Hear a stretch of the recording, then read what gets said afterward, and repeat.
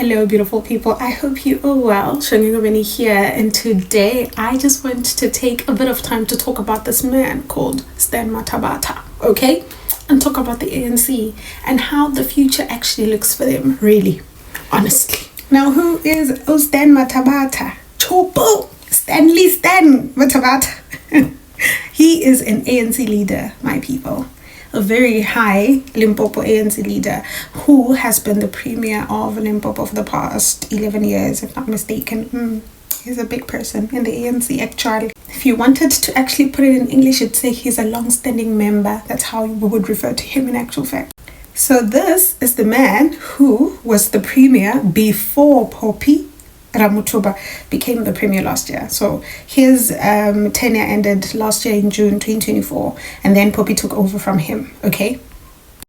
So after that happened, he then moved from being a premier to then being a deputy minister of land reform from July 2024, if not mistaken. Yeah. He was the one that was in charge of our rural development, the land reform. And I really don't want to get into that because in my head I'm thinking he probably should have done way more in Limpopo. We are not poor. We are definitely not poor. People in rural areas are trying their best to do how the bare minimum that they can. And I do think we're actually way more advanced than many other areas. But I wonder what he did for us in our province because represent Kaloko. Anyway, I'm not talking about that today. I want to talk about this recent development that actually happened with him and his chilling letter.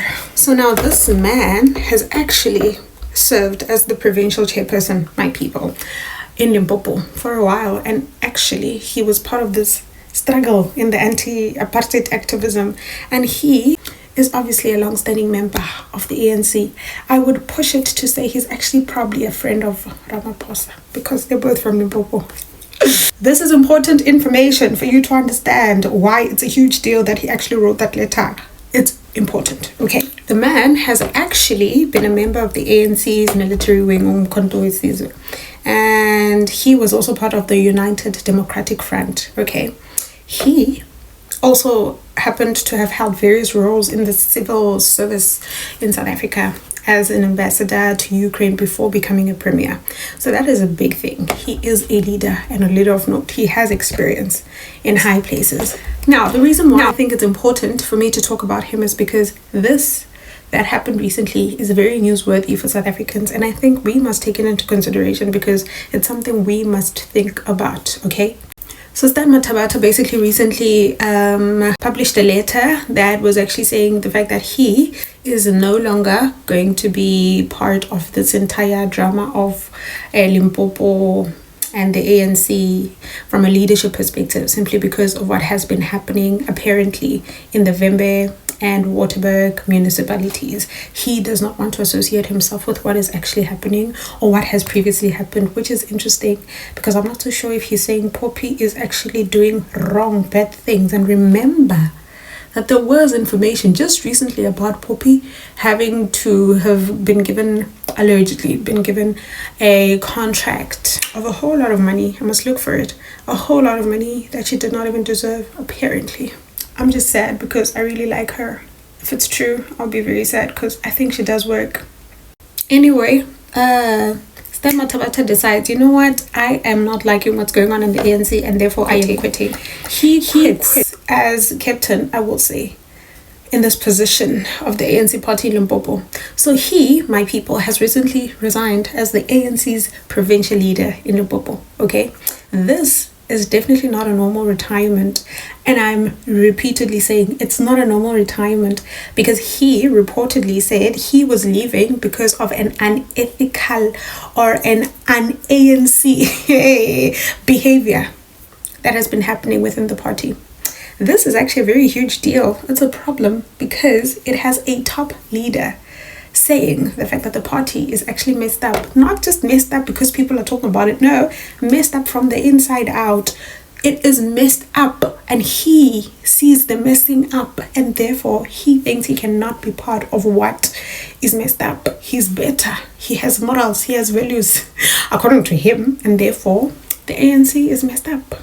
I thought this is important because his resignation is something that we must take into consideration. I personally think his resignation is something that is highlighting the literal bigger picture in terms of the ANC and politics as a whole in South Africa. The ANC is not a single happy team anymore. We know that because of the factions that are there, but guys, it has literally completely split in different groups in actual fact.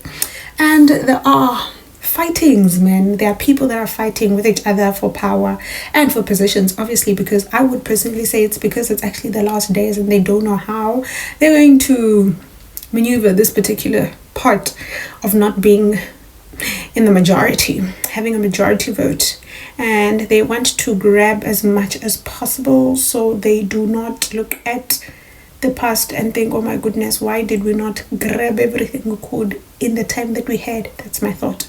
But when a big leader, my people, like Stan Matabata actually quits or actually complains about it, it obviously then becomes a very clear sign that there is a problem in the ANC. Not just a problem, but a very serious, troubling problem in the party. This is a warning to the entire country, and I hope we all see it as a warning.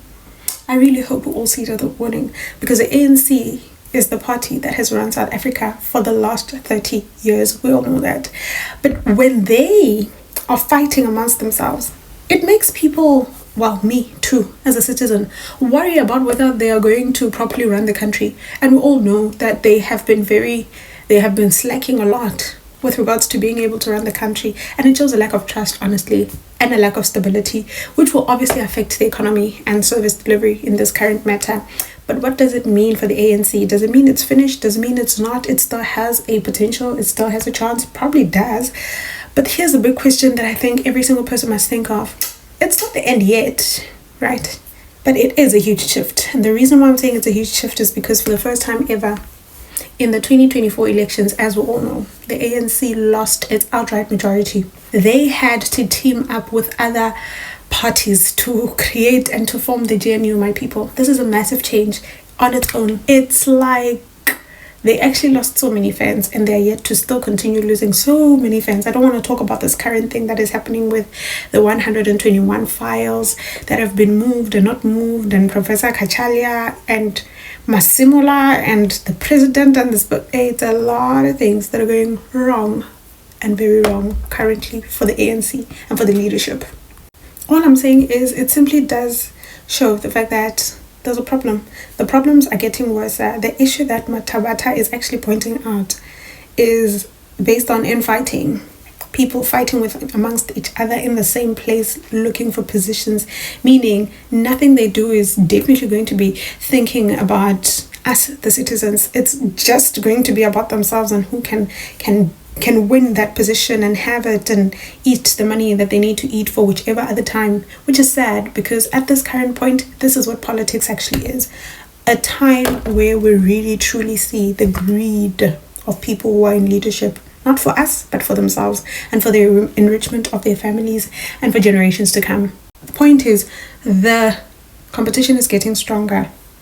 Very, very strong. New parties are appearing and old ones are actually gaining more popularity. People are fed up with the ANC. And to be entirely honest with you, I too am very fed up with the ANC because it has problems that are looking for options. We are looking for options to go from one place to another, and we want a credible thing. And to date, I don't think I can say with all my heart that there's something credible. But truth is, we will see as time goes who else jumps the bandwagon. Anyway, let me know what you think about this particular situation and what Stan Matabata actually did. Do you think he's a hero for doing that? Do you think he's actually a good person for distancing himself? Do you think it's a tactic for him to make us think he is a person of integrity, just so he too can gain a bit of trust, from the people, considering the fact that the ANC has now been known to be very bad? Let me know what you think in the comment section.